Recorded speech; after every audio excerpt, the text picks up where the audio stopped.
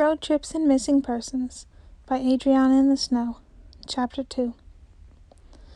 It had always been a quaint little house that his little brother and the boy's father had lived in.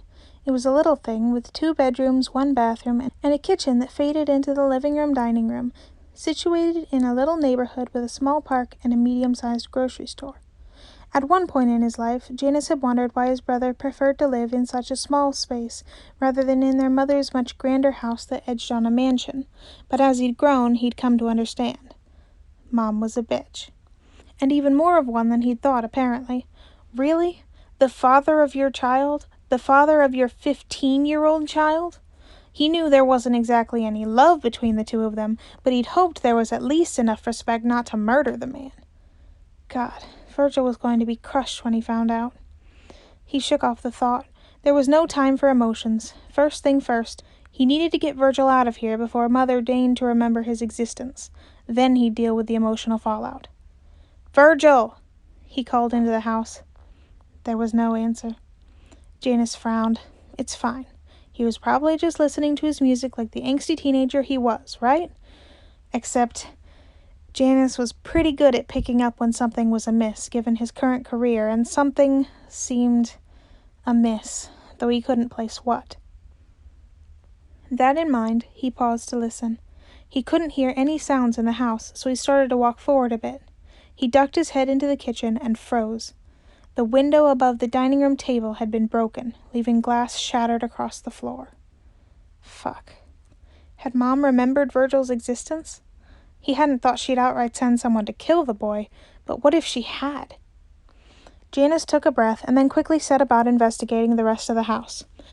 Other than the broken window, most of the house looked normal until he got to the only room in the house with the lights still on, Virgil's room.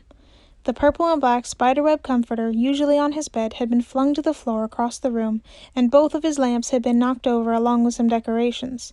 Also, there was some radio-like device on the floor and a bottle of pepper spray, which, judging by the smell, had recently been used. There was also still drying blood on the carpet, though thankfully not enough to indicate there'd been a murder. Janus swallowed. Okay. Maybe Mom had sent someone after him, but that didn't mean he was dead. He smoothed his face out, even though there was no one there to see it, and took out his cell phone. He found his mother's contact in the phone and pushed the call button. "Yes," she answered on the third ring, her tone already bordering on annoyed. "Good evening, Mother." Janus spoke smoothly, even though he could feel the blood rushing in his ears. "I heard about the tragic." He made a point to subtly color his tone with sarcasm, something he'd learned from her. "Death of Remington Gates about half an hour ago." He could hear the single eyebrow raise, even from over the phone. "Yes," she replied. "And?" "Well, I was just wondering if I needed to clean out my room at the house, or if there would be another solution for the man's son." "Ah, yes." "Well," she said, "that has been a frustration." "Frustration?" Janus asked. Curious tone. Not scared. Curious, not scared. "I had sent one of my men over to pick him up and bring him to me shortly after Mr. Gates' death. However, he apparently resisted going with a stranger."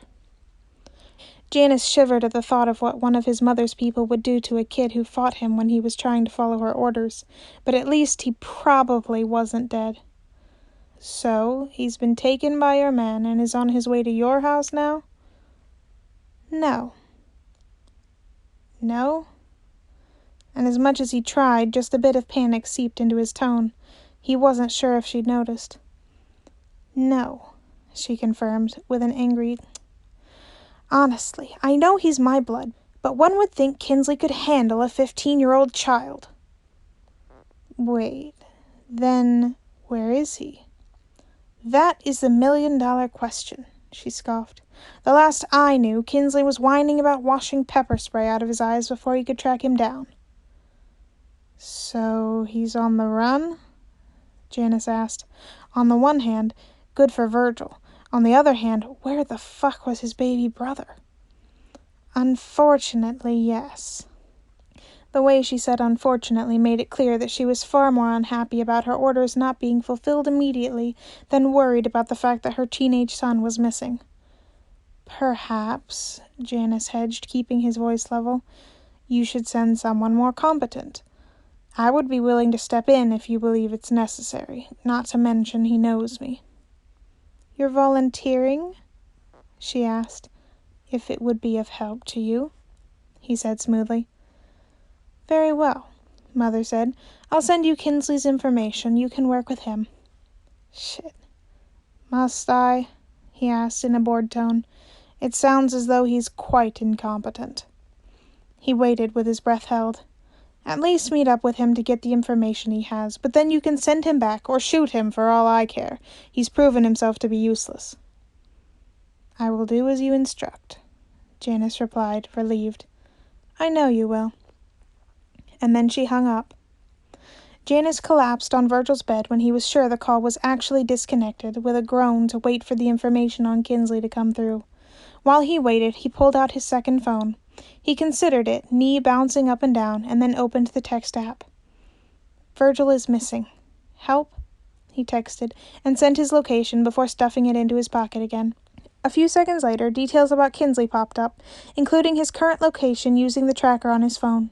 He was in the park down the street. Janice didn't know if he was following Virgil or guessing, but getting him out of the way would be a good starting point either way. He pushed himself to his feet, and after a moment's thought, grabbed the stuffed spider Remy had given Virgil when he was 8 off the boy's bed. He'd probably want that, wherever he ended up. He shoved it into the inner pocket of his coat and then left the quaint little house behind to head to the park down the road.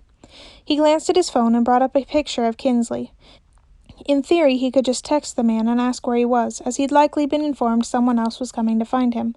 But it would be much more satisfying to surprise bash his face in.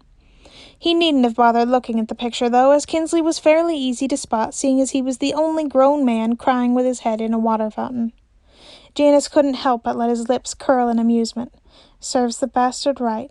He walked straight up to him and grabbed him by the back of his hair. He squealed as he was pulled back and tried to fight back blindly. I'm your replacement, Janice said coolly, and the man froze at his tone. Where's the kid? Fuck, I don't know, man. He ran off. I've been trying to check the park, but my eyes, he whined. Oh, boo-hoo, Janice growled. Maybe you shouldn't have let a 15-year-old pepper spray you. He was prepared somehow, all right? Already knew his daddy was dead and was ready to fight. How the hell had he... Didn't matter right now. Tell me exactly what happened, Janice demanded, yanking on his hair harder. He made a pained sound. I broke through the window and found the kid in the bedroom. He refused to go with me and said screw his mom because she killed his dad. I smacked him good to get him to cooperate, but that just seemed to piss the little bastard off because the next thing I knew he was pepper spraying me. And then? Janice asked calmly. Then he ran. I don't know where. I've been trying to find him. Assumed he ran to the park. Kids like parks. I see, Janice said, and then slammed his face into the edge of the water fountain.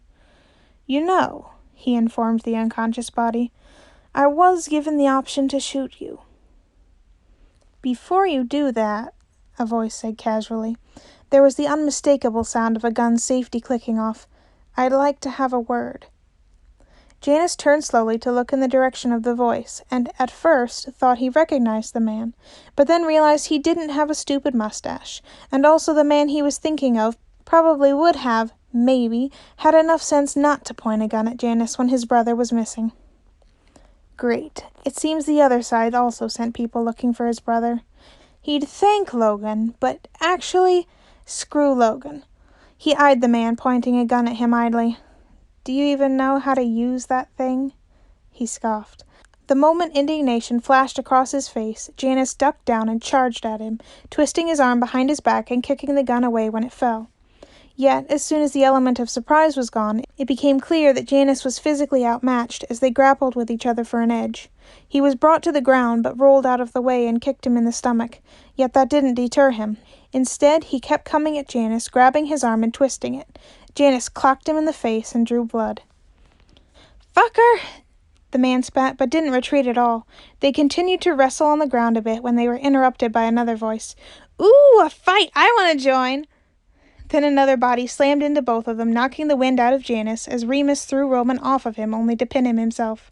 Hi, JJ! Remus, get off of me, Janice said, shoving. Remus did not seem inclined to oblige. Hey, Ro! The two of you know each other? Roman asked, wiping off the blood coming from the side of his mouth. We're double secret partners, Remus replied with a wink. Oh. Roman seemed to get what he was implying. Great. Now will you get the fuck off of me? I don't know, Remus said in a sing-song tone. Remus, Janice said lowly. Remus blinked at the sudden darkness of his tone, and then his eyes widened as he remembered what was happening. He was off of him in seconds. Right, Remus said. Jay, this is Roman. Ro, this is Janice. His brother's missing.